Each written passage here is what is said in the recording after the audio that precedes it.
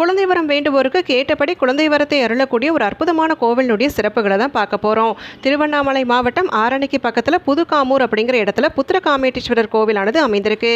தொன்மை வாய்ந்த இந்த கோவில் தான் ஸ்ரீராமர் பிறப்பதற்கு காரணமாக அமைந்திருக்கு அப்படின்னு சொல்லி ராமாயணத்திலேயே குறிப்புகளானது எழுதப்பட்டிருக்கு.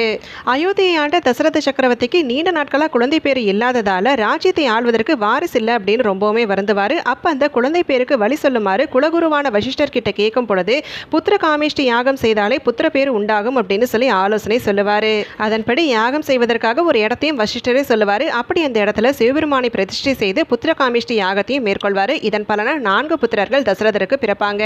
ஒரு தடவை ஜமத்கனி முனிவரனுடைய கமண்டலத்திலிருந்து சிதறக்கூடிய நீரானது 6 போல பெருக்கெடுக்கும். அப்படி அந்த கமண்டல நதிக்கரையின் ஓரத்துல தான் இந்த கோவிலானது அமைந்திருக்கு. இந்த கோவில்ல தசரதருக்காக தனி சந்நிதியும் அமைக்கப்பட்டிருக்கு. குழந்தை வரம் வேண்டுவோர் இந்த கோவிலுக்கு ஒரு முறை போயிட்டு வந்தாலே விரைவிலேயே புத்திரபாக்கியம் உண்டாகும் அப்படின்னு சொல்லி நம்பப்படுது. ஓம் நமச்சிவாய.